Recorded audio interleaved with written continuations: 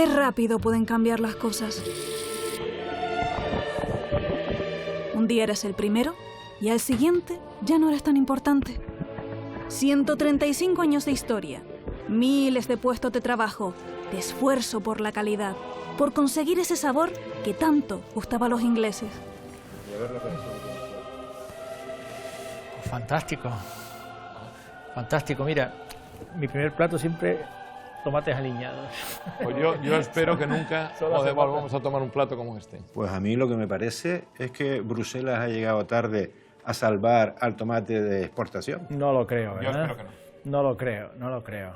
Es una broma casi macabra. El tomate canario no está sentenciado, no está condenado. Espero que el próximo plato que le sirvamos no sea un plátano. No, en todo caso, no. en todo Pero caso o que sea un plátano, pero que no venga acompañado de esta lápida. Que sea con tomate también, pero sin yo lápida. le echaría aceite y vinagre, un poquito de sal, un poquito de ajo, no lo comería.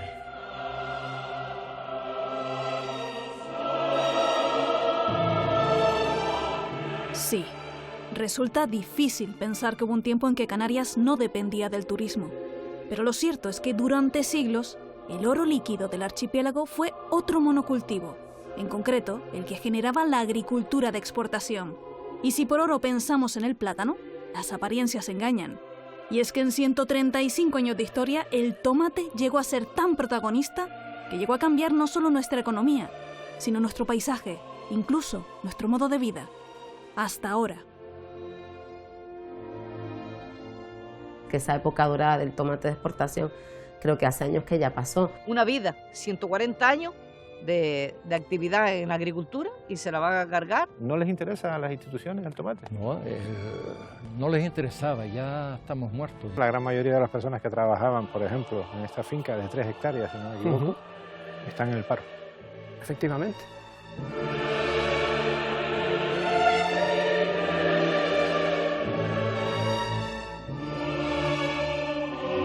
La producción y exportación de tomate en Canarias ha caído en picado. ¿Qué es lo que pasa? ¿Por qué su comercialización ha ido disminuyendo en las últimas décadas? Tú estás hipotecando y rehipotecando tu casa para pagar las cosas. Entonces va a llegar un punto en el que ya no hay nada. ¿Qué hipotecar? Nada. Que además los precios han estado congelados. Es verdad que esas competencias desleales con terceros países hace que las producciones locales sean difíciles de defender. Pero no basta simplemente con decir la culpa la tiene el tomate marroquí porque es un tomate más barato. El tomate marroquí forma parte de una relación así llamada estratégica y por buena razón. Perdiera 200.000 kilos y te dieron 20.000 euros. ¿Eso qué es? ¿Eso qué es? ¿Reírse de ti? Claro que cuesta mucho, porque hay países que no entienden en modo alguno que estemos invirtiendo esas cantidades en un sector, en este caso, podemos decir que es pequeño. ¿Estamos ante el fin del tomate de exportación en Canarias? ¿Esta podría ser la última campaña? No, yo espero que no. Yo espero que no, yo espero que... ¿Pero lo dices por fe o porque te salen los números? No, porque no me queda más remedio que continuar la siguiente campaña, de una manera u otra.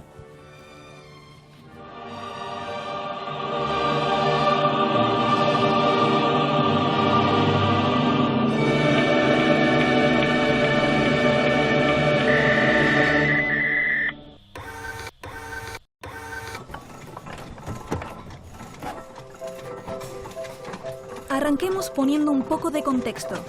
El declive de la producción tomatera canaria no se ha gestado en 2 días, sino en las últimas 2 décadas. ¿En qué se nota? Para empezar, en las hectáreas dedicadas a la producción del tomate de exportación. Si hace 25 años se necesitaban más de 4.400 hectáreas para su cultivo, ahora solo se utilizan 352. Con el consiguiente bajón en las exportaciones, que han pasado de las 300.000 toneladas a principios de milenio a las 42.000 de la última campaña. Esto ha provocado importantes pérdidas económicas. Pongamos un ejemplo. Si en 1997, un año especialmente bueno para el sector, llegamos a exportar tomate por valor de 283 millones de euros, hace 4 años, el valor de las exportaciones no alcanzaba los 35 millones, una pérdida de casi 250 millones. ¿Y cómo se traduce esto en el número de empleos que dependen del sector? Según una estimación realizada por expertos de la Universidad de La Laguna, el tomate de exportación ha pasado de generar unos 18.000 empleos a mitad de los 90 a rondar los 1.500 en la actualidad. Una caída drástica para un sector de una importancia fundamental para miles de canarios y canarias en el último siglo, algunos con historias que hoy son solo un recuerdo.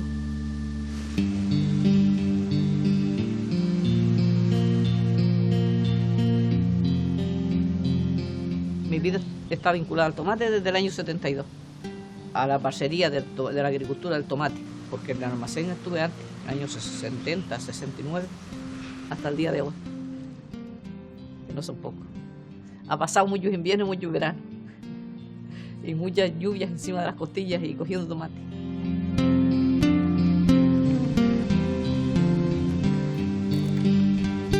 Yo en el tomate empecé a trabajar, se puede decir, prácticamente con 8 años, porque vengo de una generación que hemos vivido del tomate. Hay una persona, la cabecera de la casa era parcera, era la que cobraba y era por la que estaba asegurada. Los colaboradores ni cobrábamos, ni estábamos asegurados, ni teníamos derecho a nada, a trabajar, solamente a trabajar. Podía llegar a la casa a las 12 de la noche o a la 1 de la madrugada para estar en mi puesto de trabajo al día siguiente a las 8 de la mañana. Mi primer día de trabajo en los tomateros me quise morir. El trabajo de los tomateros es un trabajo muy duro.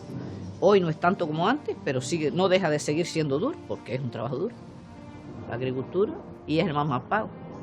Hasta hace unos 15 o 17 años, los trabajos de empaquetado eran muy precarios. De mucho esfuerzo, mucho peso. En ese entonces había mucho machismo. Hacíamos el trabajo de un hombre y cobrábamos un mísero sueldo. Yo participé en la huelga que se hizo, la primera huelga de mujeres del sector de empaquetado de tomate. Como mujeres reivindicábamos que se nos tratara a nivel salarial como a los hombres. Estas casas son de Boní, de la empresa. ¿Y cuál es la empresa Boní, propietaria de todas estas casas? Pues desde 1935, una de las empresas de producción de tomate de exportación más importantes de Canarias. Su actual presidente, José Juan Boní, preside a su vez la Federación de Exportadores Hortofrutícolas de la provincia de Las Palmas. El día que no plantemos, pues, o que no estemos, o que ellos no planten, si nos mandan para casa nuestra nos tendremos que ir, si no, aquí nos quedamos. Porque ya es una vida que llevamos aquí. ¿Cuánta gente llegó a trabajar en las plantaciones de Boní? Yo recuerdo que llegamos a 8.000 trabajadores. 8.000. ¿Y ahora cuántos hay? Ahora somos unos 1.800, 1.500, 1.800, dependiendo de la época del año en que estemos trabajando. ¿Y ese declive, esa reducción tan drástica, a qué se debe? A varios factores. Principalmente fue cuando ya Marruecos pudo importar los tomates a Europa con un contingente. Pero ese contingente nunca se cumplió, siempre mandaba más de la cuenta, por lo tanto los mercados estos se venían abajo porque la oferta excedía bastante. Después, cuando tuvimos el problema de la mosca blanca, y ese transmitía el virus de la cuchara. Anteriormente al virus de la cuchara fue la escasez de agua, que entonces no habían desaladoras y era todo agua de pozo, ninguno. Esto del régimen laboral de la parcería que nos han relatado estas trabajadoras, llegó a imprimir al sector cierta fama de explotador. ¿Qué tienes que decir a esto? ¿La parcería era un régimen de explotación laboral? Bueno, yo pienso que no. Date cuenta que cuando se empezó a plantar tomateros aquí en el sur de Gran Canaria, la población en el sureste era muy pequeña y tenían que venir los trabajadores de la cumbre, de La Breña, otros venían del norte de la isla. En algunas empresas le daban unas casetas de madera y otras empresas pues le daban unas viviendas más dignas. En el caso nuestro, mi familia construyó, bueno, mi padre entonces construyó unas 450 viviendas para sus trabajadores. Que todavía hay gente viviendo en ellas, como doña María. Y bueno,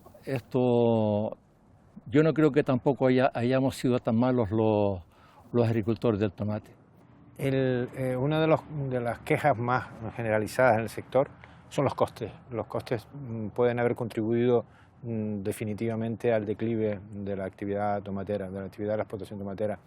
¿El coste laboral ha sido uno de los más graves para ustedes? Bueno, ha sido lo más grave el detonante porque han sido unas subidas muy altas, sobre un 20% en un periodo muy corto. No ha sido el detonante realmente, eso es parte del costo que tenemos que asumir. Pero también están los costos del transporte, el costo de los fertilizantes, el costo de los pesticidas y el costo del agua. Si a eso le sumamos el virus de la cuchara, la cosa se pone verdaderamente peluda, ¿no? Fue el detonante de las crisis y estuvimos un par de años sufriéndolo muy fuerte porque no habían variedades tolerantes al virus de la cuchara. Un momento, hagamos una parada en este punto, porque lo de las plagas no ha sido cosa de 2 años. Llevan décadas poniendo a prueba la capacidad de resiliencia del sector. Para paliar los estragos que estas enfermedades provocan en el cultivo del tomate, los productores se han visto obligados a apoyarse en la ciencia, lo que ha transformado la producción tomatera a lo largo de las 2 últimas décadas. Así lo explican expertas, como Puri Benito. El virus de la cuchara en la campaña 99-2000 causó estrago, provoca hasta unas pérdidas en la producción del 80 al 100%. El control de este virus transmitido por mosca blanca requería adaptarse a nuevas variedades que requerían unas técnicas, un manejo de cultivo diferente. Otra enfermedad destacable este año por los daños que ha hecho en la aldea, una gran zona productora, es el mildiu, que ante unas determinadas condiciones de temperatura, pero sobre todo de una humedad muy elevada, lo que hace es una especie de quema en el cultivo. Y respecto a las plagas, destacar por los daños que provoca la tuta absoluta, la polilla del tomate. Hay nuevas amenazas para la producción de tomate en Canarias, el virus rugoso del tomate, ya detectado en Península en 2019 y que origina unas mermas de producción en torno del 30 al 100%. Y luego también el problema es que hay que invertir recursos, tanto mano de obra como tratamientos fitosanitarios, lucha biológica, que encarecen los costes de cultivo. Unos costes que siempre resultan más baratos en Marruecos, principal competidor del tomate isleño. O sea, aquí a nosotros nos sube todo, pero como tenemos un competidor muy grande, que es Marruecos, nosotros los mercados no nos pagan como deberían de pagarnos. Hablando de Marruecos, ¿existen empresarios, productores tomateros canarios que se han deslocalizado y han localizado sus plantaciones en Marruecos? No hay nadie. ¿Y qué fue de esas historias que se contaron? En el año 14, en concreto, hubo un caso de una importación masiva de tomate marroquí a Mercalas Palmas, por ser más concreto. Bueno, yo no creo que haya sido masiva, habrá llegado algún pallet, pero que eso se produce cuando hay escasez en el mercado local. ¿Ustedes están pensando en alternativas al cultivo de tomates o de pepino, del sector hortofrutícola? ¿Están pensando en alguna alternativa a estos invernaderos? Yo creo que alternativas ahora mismo al tomate yo no la veo. O sea, que no le ve el final al cultivo. A mí no me gustaría ver el final, la verdad. Pero me gustaría ser un poquito optimista. Ayer fui muy pesimista, hoy más optimista. No sé por qué. O sea, que cree que el sector tomatero tiene todavía cierto futuro. ¿Muy reducido? Más reducido, pero podría tener cierto futuro, sí. Hemos pedido información de qué productos hortofrutícolas se importan en Canarias para que la isla, el archipiélago, se pueda autoabastecer de esos productos y no tengamos que importarlos. No tenemos esa información aún, ni creo que la hayan pedido. Bueno, cuando tengamos esa información podemos decidir qué es lo que queremos hacer. Pues hay algunos que quieren, se puede plantar tropicales, aguacates, mangos, otros están yendo a plantar pimientos, Yo estoy cubriendo la paja que tengo en pepinos con aparceros de tomate. Hay cosas que se pueden hacer, pero no las tenemos que ver las estadísticas, qué es lo que se importa y cuándo se importa, para entonces nosotros organizar y ver si nos interesa cubrir ese nicho de mercado o no. ¿Han pensado ustedes en alternativas para tantas superficies que van a dejarse de cultivar como la alternativa turística? No. Solo tenemos algo, la familia tiene algo en el sector turístico, pero no es para invertir, para meternos allí. No. Nosotros somos una empresa agrícola y seguimos en ello, ¿no? Por eso queremos buscar alternativas para continuar. ¿Por qué generación van los Bonilla? Yo soy la segunda y Claudio es la tercera, o sea, la tercera. ¿Tu sobrino? Mi sobrino, sí. O sea que técnico agrícola. ¿Se va a perpetuar la vocación agrícola del grupo? Yo espero que sí. Bueno, doña María también opina sobre la situación del sector. Ah, bien. No solo la suya, ¿eh? Hace como unos 6 años, esto tocó fondo. Del jornada de los 15 días que nos tenían que pagar, que nosotros cobramos cada 15 días, a lo mejor nos pagaban 4 o 5 días y los otros 10 se quedaban a fondo, a esperar a que viniera dinero, que no había dinero, y esto fue tocando fondo y tocando fondo y tocando fondo, y hasta el día de hoy seguimos tocando fondo. Lo que tienen que hacer los gobiernos es apretar el tornillo y que no dejen caer esto, que le ayuden a los patrones para que sigan plantando y sigan apostando, que se van a cargar una vida, 140 años de actividad en la agricultura, y se la van a cargar. Alguna solución le tienen que dar si no se acaba la agricultura. ¿Hay poco interés de los gobiernos por salvar al sector del tomate canario? Yo no veo que se maten para salvarnos, o sea, no. Si tuvieran interés, pagarían las subvenciones en tiempo y forma y habría otro tipo de diálogo. Porque los retrasos que dice doña María son porque se retrasan las subvenciones. Bueno, cuando una empresa está en crisis y tiene falta de liquidez, ocurre lo que cuenta doña María. Pero nosotros procuramos pagar siempre en tiempo. Algún mes se nos ha retrasado, pero que procuramos cumplir. Lo que no puede ser es que cuando un sector depende de las subvenciones no sepa cuándo van a llegar. Yo lo que exporté en el enero de 2020 cobro la subvención en diciembre de 2021, casi 2 años después. ¿Y qué dicen las autoridades cuando se les pregunta por esto? Que no, que yo llamo a Madrid, que si la Comisión Nacional del Mercado de la Competencia no ha dado el visto bueno del coste tipo, nada, todo excusas, que todo va culpa de Madrid. Y después la consejería pues también tampoco paga esto en tiempo y forma sus subvenciones. Es muy complicado. Pero a ver, es un cultivo... Y por el gobierno de Madrid. Es un cultivo emblemático de Canarias. Del tomate canario es como el plátano prácticamente, ¿no? Y da empleo, o ha dado empleo históricamente a miles de personas. Sí, sí. Hay empresarios potentes como ustedes detrás. Y sin embargo, ¿no les interesa a las instituciones el tomate? No, no les interesaba, ya estamos muertos, ya...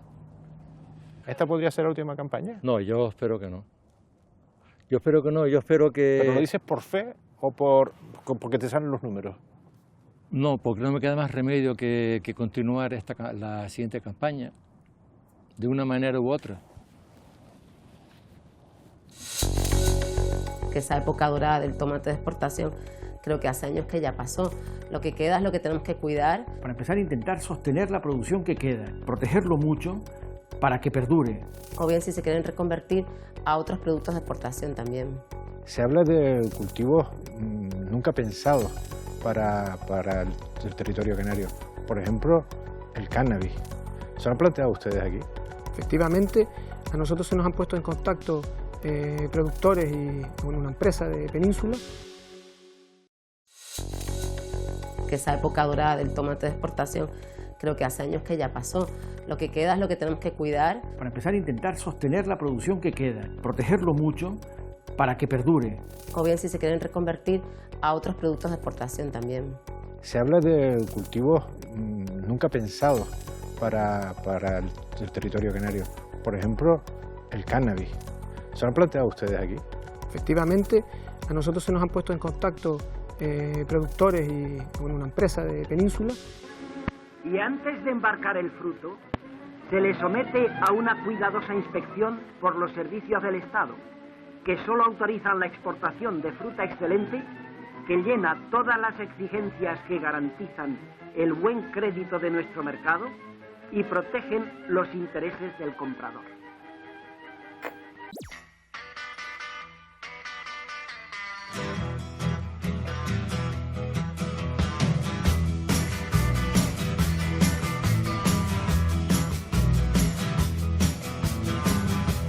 Las campañas del tomate de exportación se tambalean.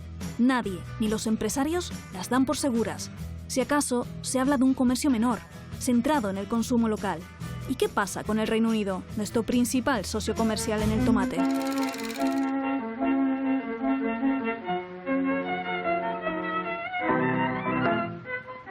Fue a finales del siglo XIX cuando los británicos comenzaron a sembrar en las islas el tomate que luego importarían. El tomate canario, traído por nuestros conquistadores de América, sabroso a mar y sal, pinos, palma y volcán, es uno de los frutos de más vitaminas que se producen en el mundo y era codiciadísimo por los ingleses.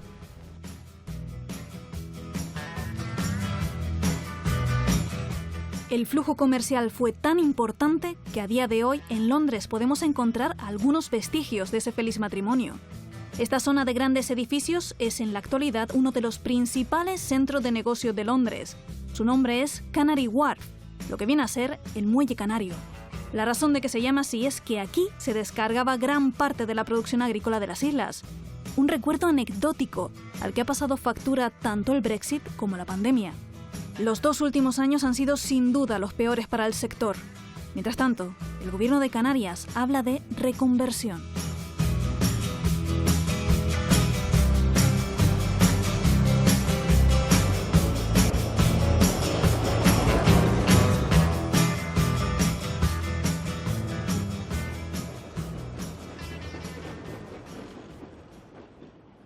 Entonces ya nos podemos ir olvidando de aquellos momentos cruciales de la zafra, porque el producto de exportación, el tomate de exportación, se va a quedar para mercados muy concretos.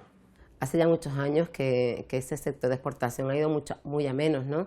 Hace muchos años que se dejó de tener, por ejemplo, un barco específico para exportar tomates, es decir, que esa época dorada del tomate de exportación creo que hace años que ya pasó. Lo que queda es lo que tenemos que cuidar y lo que tenemos que acompañar, bien si quieren quedarse en este sector y seguir haciendo este trabajo de exportación, o bien si se quieren reconvertir a otros productos de exportación también. Hemos hablado con el sector tomatero, hemos hablado con la FedEx, con su presidente, con José Juan Boní, y nos ha dicho esto. No era muy importante, era un sector que daba muchísimo más trabajo que los plátanos y que nos ningunearon, o sea, nos han ninguneado siempre. ¿Pero el motivo lo han estudiado, lo han analizado? ¿No lo han debatido internamente? Que no hay interés en resolver este problema, no lo ha habido, ni por Canarias ni por la península. A pesar de que presionamos, impresionamos, pero por aquí entra, por aquí sale, o sea, igual. Siempre les ha dado igual el sector nuestro. ¿Es verdad esto, consejera? ¿Siempre le ha dado igual a las instituciones el sector tomatero? ¿Ha sido el sector tomatero ninguneado? Yo creo que no, yo creo que desde el Gobierno de Canarias, al menos desde que estamos nosotros, hemos hecho un esfuerzo extraordinario con este sector. Es verdad que esas competencias desleales con terceros países hace que las producciones locales sean difíciles de defender. En otros productos como el plátano de Canarias, por ejemplo, se ha trabajado desde el sector de una forma muy importante en defender la figura del plátano de Canarias, por ejemplo, con una IGP, y defender ese producto y hacer mucha comercialización y mucho marketing de producto para que el consumidor aprecie nuestro producto. Nosotros como gobierno creo que hemos apoyado desde el primer momento al sector con un montón de medidas. Yo creo que lo encontramos un sector enfermo ya y hemos intentado darle oxígeno durante estos 2 años en muchísimas cuestiones, ¿no? No sé si lo he entendido bien, consejera, pero creo que ha dicho que el sector tomatero no se ha movido lo suficiente. Es decir, no se ha movido, por ejemplo, como el sector platanero. No, no quiero decir eso, ni mucho menos. Yo digo que no es que el sector no se haya movido, yo creo que le ha faltado quizás esa mayor protección sobre el producto, que fue una IGP, por ejemplo, una denominación de calidad te da, ¿no? En ese sentido, creo que desde el gobierno, y no solo en este, sino en la anterior legislatura, se apoyó mucho al sector para impulsar esa creación de esas medidas, de esas figuras de calidad, y que nunca han terminado de salir. Hablando de la competencia de Marruecos y de las reglas del juego, ¿le consta a usted, consejera, como Gobierno de Canarias, que existan empresas canarias radicadas en Marruecos produciendo tomate marroquí y haciéndolo pasar en el mercado como producto tomatero canario, como tomate canario? No me consta. Si me costara que están entrando tomate marroquí en Canarias, sería una ilegalidad. Ahora cualquier empresa sí que puede producir en Marruecos. Otra cosa si es moralmente aceptable o no, pero entra dentro de la legalidad. Ahora bien, importar tomate de otros orígenes, Marruecos o de donde sea, para hacerlo pasar por Canarias, sí sería una ilegalidad. Pero que haya empresas canarias produciendo tomate en Marruecos, sí que lo conoce. No, yo no tengo constancia de eso tampoco. Pero quiero decir que no sería una ilegalidad, quizás sería... quiero decir, sí que sé, por ejemplo, que hay empresas murcianas que producen en Marruecos, pero no me consta que haya empresas canarias que producen en Marruecos tomate. Para hacer este programa, consejera, hemos hablado también con el presidente de la cooperativa agrícola Gran Tarajal, con Arturo Hernández. Ellos vieron venir ya la debacle del año 2010 y esto es lo que nos ha contado. En el caso concreto de esta cooperativa, las personas que trabajaban en estos cultivos que han cerrado, por llamarlo de algún modo, ¿cuál ha sido ahora? ¿Cuál es su presente? Digamos que tenemos dos tipos de personal, ¿no? Está el personal que forma parte de la planta de empaquetado, pues ese personal ya hoy en día no está trabajando. Mucho es verdad que eran personas ya de avanzada edad y que llevan muchos años con la cooperativa. Y por otro lado está la gente del campo, ¿no? Los que se dedican a la producción. Que hay que contar que aquí muchas de las fincas la mayoría de las fincas son explotaciones familiares y contratan a personal que ahora mismo, pues mucha parte de ese personal pues está en el paro o se ha dedicado a otro sector, posiblemente construcción o turismo, que ahora mismo llevamos 2 años en el cual también es difícil que haya un yacimiento de empleo que absorba a las personas que trabajaban en el tomate. Podemos decir que la gran mayoría de las personas que trabajaban, por ejemplo, en esta finca de 3 hectáreas, si no me equivoco, están en el paro. Efectivamente. La cooperativa de Gran Tarajal cesó en la campaña 2018-2019 y, como acabamos de oír, la inmensa mayoría del personal se ha ido al paro. Gente que se ha dedicado toda su vida al tomate. ¿Cómo recolocar a toda esa gente ante la pérdida de tantos puestos de trabajo? No han tenido las coberturas sociales que tiene el paro. Además, en ese sentido, también en ese plan de reconversión que estamos haciendo, está claro que tendremos que tener también, y estamos trabajando con empleo, para buscar planes de empleo y de recualificación para las personas que trabajan en este sector. No hay que olvidar que, como bien decía el presidente, son muchas mujeres de una determinada edad que tienen difícil reinserción en el mercado laboral, ¿no? Quizás en Fuerteventura hace ya 2 años que tendríamos que haberlo hecho, ¿no? Pero sí en otras zonas como la aldea de San Nicolás poder hacer ese tipo de trabajo para poder reinsertar a esas personas en el mercado laboral. ¿El tomate de exportación ha sido alguna vez posible, viable, sin las ayudas públicas? Yo creo que hace años sí fue posible. Ahora mismo todo el sector primario de Europa necesita ayudas europeas para poder seguir adelante. Y quizás por eso tenemos que seguir insistiendo en Europa en que esos acuerdos comerciales tienen que ser más justos para nuestro sector.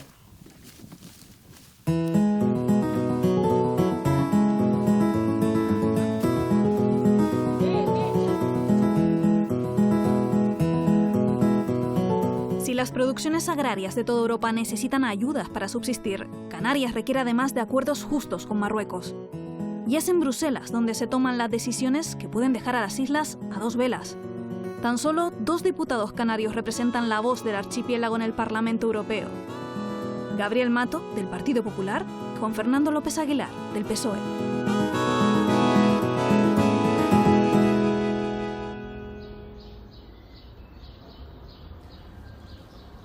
¿Cómo se defiende o cómo se ha defendido hasta ahora el tomate canario de exportación en las instituciones europeas, Juan Fernando? Con medidas especiales, ¿cómo iba a ser si no? Para empezar, la base jurídica la conocemos todos. Canarias es región ultraperiférica. En segundo lugar, una modalidad específica de apoyo estructural al sector primario, los programas de opciones especiales, el POSEI, que es difícil cada vez más defender la política agrícola común. Ya tiene muchos enemigos confederados en el Parlamento Europeo y en el conjunto de la Unión Europea. Se ha puesto muy cuesta arriba. Una vez en la historia fue la razón de ser de la comunidad, fue la razón de ser de la construcción supranacional europea, pero ha ido declinando en importancia porcentual en el presupuesto europeo y por tanto se han ido, como digo, agrupando. Los que son hostiles al mantenimiento de la política agrícola común acaba de superar su último obstáculo, esa nueva Europa Verde, tiene programas específicos y esos programas específicos han conseguido actualizarse para poder apoyar la producción, la comercialización y la distribución del tomate canario, entre otros productos, porque estamos hablando de frutas, hortalizas, flores. Pero han sido insuficientes, Gabriel, todas esas ayudas, porque parece condenada a muerte. Todas las ayudas son insuficientes. Preguntaba si se había hecho o qué habíamos hecho. Yo creo que se ha hecho mucho y bien. Es verdad que con resultados, al final, como decía Juan Fernando, que son difíciles. Cada vez es más difícil luchar. Tiene una dificultad enorme que es la competencia con Marruecos. Es muy difícil competir con Marruecos en todos los ámbitos. Es decir, en cuanto a fitosanitarios, en cuanto a salarios sociales, en cuanto al costo, transporte. Es decir, Canarias tiene dificultades en competir, no en calidad, que yo creo que podemos ser los mejores del mundo, pero es verdad que es difícil. Y luego hemos tenido algo que también nos ha tocado definitivamente, que es el Brexit. Teníamos los agricultores, el tomate, exportaban al Reino Unido y tenían una serie de ayudas al transporte. Unas ayudas que venían dadas precisamente porque era un transporte, una exportación dentro, en el seno de la Unión Europea. En el momento que se convierte en país tercero, esas ayudas ya no las tienen en el mismo formato ni en la misma cuantía, ni siquiera podemos buscar, o no es fácil buscar, una alternativa a esa ayuda que tenías al transporte, porque ya da lo mismo que sea el Reino Unido o sea Corea del Sur. Es un país tercero a todos los efectos. Con lo cual es muy difícil. Ya digo, porque al final estás en una mesa discutiendo con países que no tienen ningún interés, ni el más mínimo, en mantener 268 millones para Canarias cada año en virtud de un acuerdo como es el POSEI para mantener el sector agrario. Les voy a poner un vídeo. Es del presidente de la FEDEX, la Federación de Empresarios Hortofrutícolas, de Empresarios Exportadores, el señor Boní. Y a la Unión Europea no le interesa tampoco a la Unión Europea salvar cultivos como el de tomate canario. No. Mira, cuando si hubiese ido voluntad, se hubiese arreglado tranquilamente. Con poco, o sea, tampoco somos un sector que vaya a costar mucho. Con muy poco se hubiese resuelto esto. Y abonando las subvenciones cuando tienen que abonarlas. Canarias tenía derecho a, por lo menos, a ser consultada cuando Marruecos acordó con la Unión Europea el subcontingente. Aquí no se consultó, sino se dio por hecho. Y también tenemos derecho a ser indemnizados por ello. Entonces, aquí nadie ha dado la cara por nosotros. Tenían mucho más interés en resolver el tema de Marruecos que Canarias. Pero podían haberlo compensado, ¿no? Sí, pero no había voluntad. A pesar de nuestras quejas, de nuestras exigencias, no hubo voluntad. Gabriel, ¿cómo defenderías tú la posición de la Unión Europea o la posición de los representantes canarios en la Unión Europea frente a acusaciones como esta? ¿Acaso el lobby tomatero ha sido demasiado débil en las instituciones europeas? No, yo no lo creo. Yo lo defendería muy fácilmente. Miremos lo que hemos hecho. Yo hablo por mí en este caso concreto, pero y Juan Fernando lo hará también en los últimos 10, 11 años que yo llevo en el Parlamento. Por tanto, es profundamente injusto decir que nadie ha dado la cara. ¿No se ha hecho todo? Bueno, es verdad que cuando tú te sientas, y lo decía al principio, a negociar cualquier acuerdo o cualquier cuestión en relación con el sector agrario, pues éramos 28, ahora 27 países, a discutir y a defender. Y cuando tú tienes que plantearlo y dices, no cuesta mucho. Bueno, cuesta mucho mantener cada vez la cantidad que tenemos del POSEI, por ejemplo. Claro que cuesta mucho. Porque hay países que no entienden en modo alguno que estemos invirtiendo esas cantidades en un sector, en este caso, podemos decir que es pequeño. Desgraciadamente, ha decrecido mucho. Juan Fernando, no hemos cedido demasiado ante Marruecos y ese es el principio de todos los males. Desde que se creó el convenio con Marruecos, la situación de debilidad, tanto de España como de la Unión Europea, respecto al vecino marroquí, ¿no estamos pagando las consecuencias exclusivamente los canarios? La respuesta franca es no. Es una realidad muy compleja, de difícil manejo, pero no basta simplemente con decir la culpa la tiene el tomate marroquí porque es un tomate más barato. El tomate marroquí forma parte de una relación así llamada estratégica y por buena razón, porque la Unión Europea tiene buenas razones para convenir una relación estratégica con Marruecos, porque tiene con Marruecos vecindad inmediata, porque tiene con Marruecos intereses compartidos en el Mediterráneo, porque tiene con Marruecos lógicamente mucho que acordar en lo relativo a la contención de la migración irregular, de modo que tú convienes que Marruecos favorece a la Unión Europea en algunos territorios estratégicos, en algunos ámbitos estratégicos, como el de la seguridad, la lucha contra el yihadismo, o la inmigración irregular, o la contención del tráfico de drogas, que procede también en buena medida del continente africano por territorio marroquí, mientras que la Unión Europea se compromete a favorecer la entrada en determinadas condiciones de productos agrícolas. Y es cierto que el tomate marroquí sin duda ninguna es más barato y es cierto que hay que vigilar las condiciones de cumplimiento de lo acordado.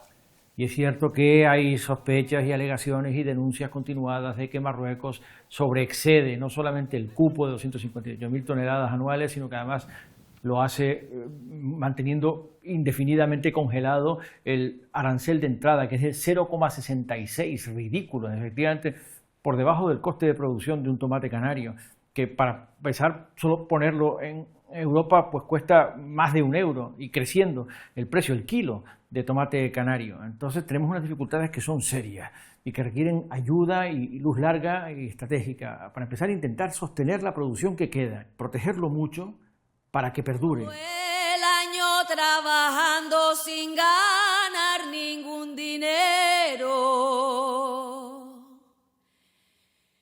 Que la maldita langosta se comió los tomateros.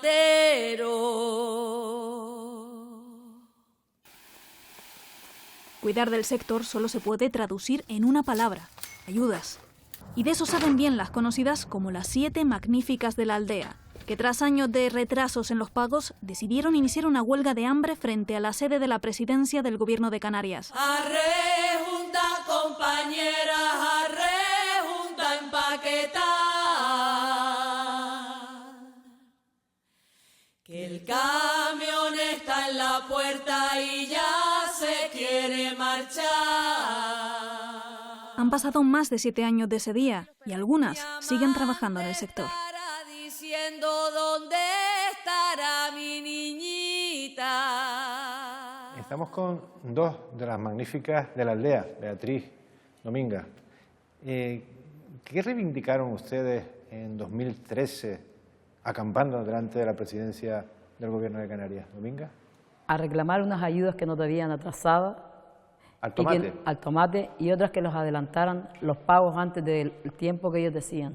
¿Por qué? ¿Porque se estaban retrasando demasiado? Porque se retrasaron demasiado, debían 7 años hacia atrás. ¿7 años?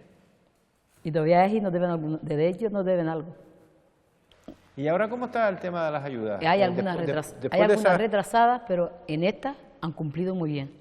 Pero todavía hay muchas retrasadas. Y es que las ayudas son la razón o por las hectáreas o por los kilos. Entonces, la que a nosotros nos beneficiaría es por los kilos. ¿Por qué? Porque en la aldea, con las tecnologías que se han puesto en la finca, el volumen de kilos por metro cuadrado es superior. ¿Y a quién se le ocurrió esto de hacer una huelga de hambre en la presidencia del gobierno? ¿Cómo fueron esos días ahí, en la plaza, quedándose a dormir en pequeñas casetas de campaña? ¿Cómo fue esto? Bueno, pues todo empezó con una reunión aquí en la aldea. Primero pensamos lo de acampar y luego pensamos que claro, que no era suficiente eso, que teníamos que darle más valor y más intensidad y decidimos pues no comer hasta que tuviéramos una solución. ¿Cuántos días en total? 7. ¿Y en ningún momento decayeron los ánimos, Dominga?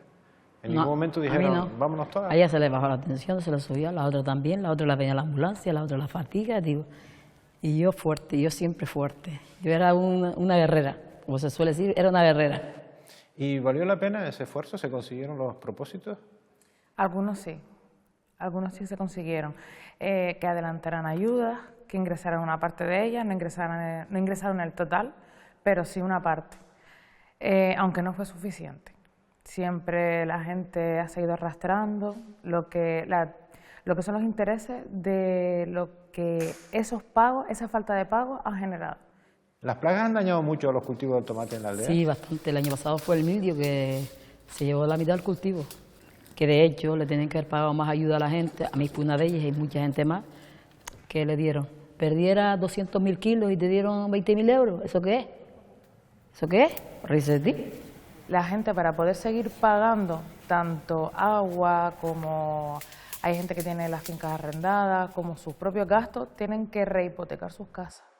Y ese es uno de los peores factores de la deuda, que ya no es que tú debas a una empresa o que debas a la cooperativa, no, sino que tú estás hipotecando y rehipotecando tu casa para pagar las cosas. Entonces va a llegar un punto en el que ya no hay nada. ¿Qué hipotecar? Nada. ¿Tú eras la más joven del grupo? Domínguez era la mayor. ¿Qué le falta al tomate para garantizar ese futuro? Que los precios sean más asequibles. Los precios como mínimo le llega al agricultor a 65 céntimos. Mínimo. Porque 35 se van para el guano, para el agua, para el personal, para ¿Y qué hay que cambiar para que eso sea así? ¿Qué hay que cambiar? ¿Hay que cambiar alguna ley? Pues la ley es, por ejemplo, no sé qué te digo, que no tengamos tantos gastos, que el gobierno nos ayude con los barcos, que nos pasen los tomates hasta la península sin ningún gasto, que eso también lo aporta mucho gasto a nosotros. Podemos también nombrar un poco lo que es la competencia del tomate extranjero, como puede ser el tomate de Marruecos, que llega a Canarias, a Península, a Europa, a un precio muy bajo. ¿Pero no es mejor el tomate de la aldea que el de Marruecos?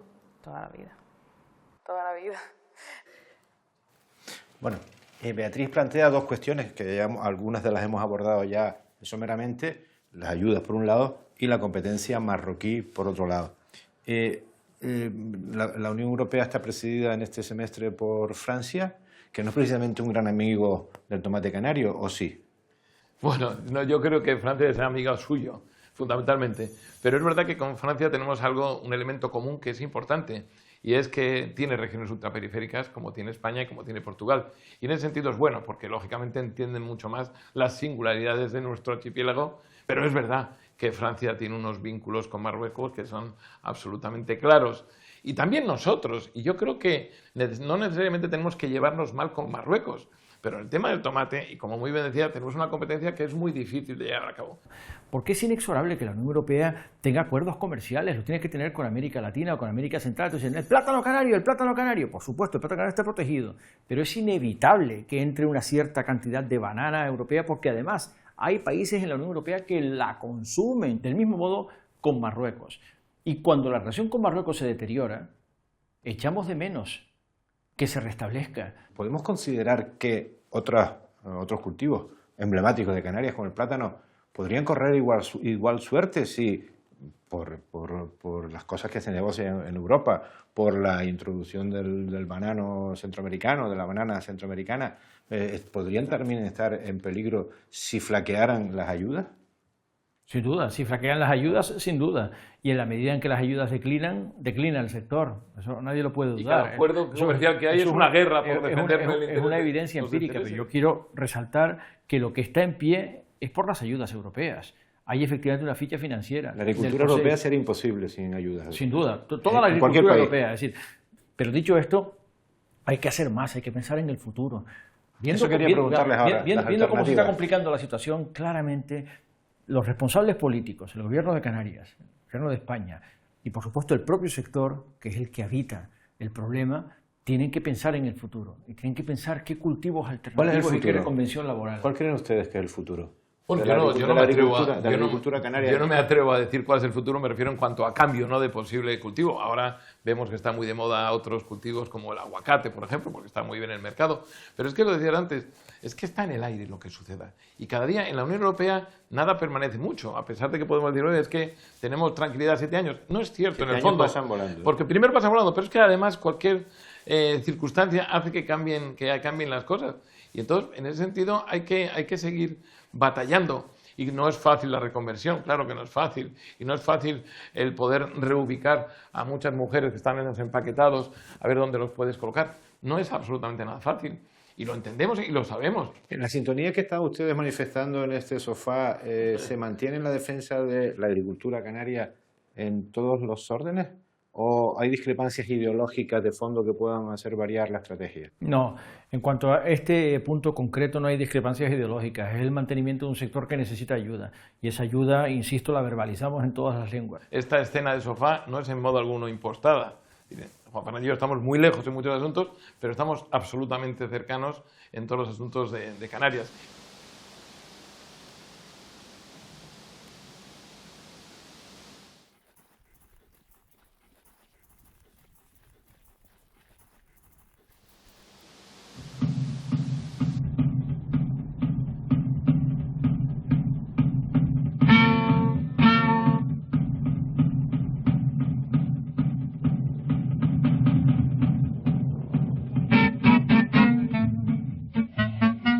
Algunos municipios aún resisten el declive del tomate, adaptando sus modos de producción y gracias a las ayudas que garantizan su supervivencia.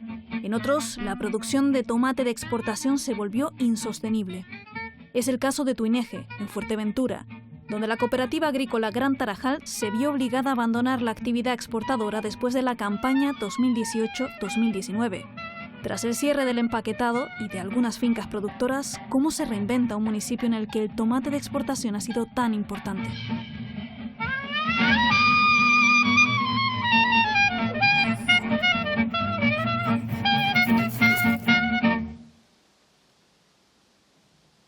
En la campaña 2018-2019, esta cooperativa, en la que estamos aquí, en Tuineje, la cooperativa agrícola Gran Tarajal, decidió cesar su actividad tomatera.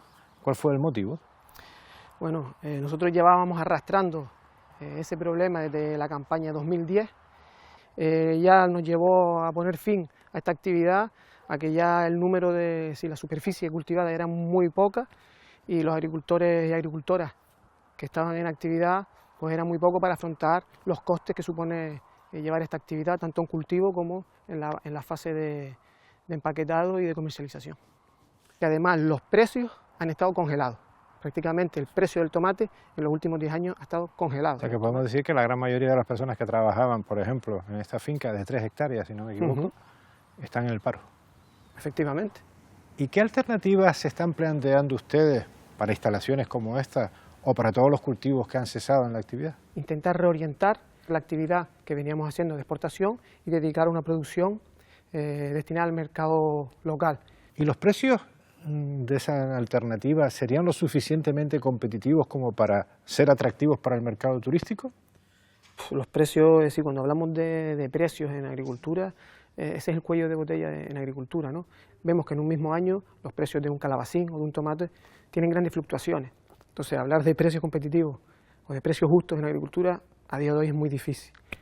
En un informe preliminar encargado por el Gobierno de Canarias para el plan de modernización de la agricultura en Canarias, del tomate en concreto, se habla de cultivos nunca pensados para el territorio canario. Por ejemplo, el cannabis, en su versión terapéutica, digámoslo así. ¿Se lo han planteado ustedes aquí? Efectivamente, a nosotros se nos han puesto en contacto productores y una empresa de Península, pues un poco para sondear la isla de Fuerteventura en particular y Canarias en general, y por lo que sabemos hasta ahora pues reunimos de condiciones de afoclimáticas pues aptas para la producción de estos cultivos alternativos. El régimen climático de la isla de Fuerteventura y las grandes extensiones de terreno que ustedes han ocupado hasta ahora para la agricultura, en concreto para el tomate, ¿no se convierte en algo muy tentador para la explotación de fotovoltaica, por ejemplo, o de otras alternativas, energías alternativas? Por supuesto que sí, pero siempre, por lo menos en la isla de Fuerteventura, ese sector ha estado muy trincado y no ha tenido la expansión que a lo mejor pudiera tener en muchas zonas agrícolas, porque incluso no hay que ver que, desde mi punto de vista, que las energías alternativas tengan que ocupar los suelos agrícolas, pero sí tienen que ser complementarios de las actividades agrarias, porque le daría un valor añadido o una renta complementaria a los productores. Plagas, dependencia del exterior, necesidad constante de ayudas, costes de producción elevados, competencia desleal, acuerdos preferenciales con Marruecos, Brexit. El tomate canario de exportación se encuentra en una encrucijada de la que le será muy complicado recomponerse. A la sombra, otro monocultivo espera, hambriento de tierra. Con proyectos como este en un municipio tradicionalmente agrícola, el de la aldea de San Nicolás. 2 lujosos hoteles de 7 estrellas con más de 400 suites. Seguridad y privacidad de nivel G8. La aldea en estos momentos tiene una vinculación muy importante con el sector primario, pero no descartamos seguir haciendo apuestas de desarrollo turístico, sobre todo buscando un destino que no sea el sol y playa clásico del sur de Gran Canaria, sino que tiene aquí un componente más de naturaleza, más de tradiciones, de costumbres. Yo creo que ese proyecto, ya lo he comentado en algunas ocasiones, desde el punto de vista urbanístico ahora mismo no tiene encaje, ¿no? Creo que es un proyecto que va más allá de lo que puede ser lo que la aldea necesite en estos momentos, ¿no? No entendemos la aldea sin tomate en estos momentos porque no hay alternativas para suplir toda esa mano de obra que da empleo el tomate. Yo creí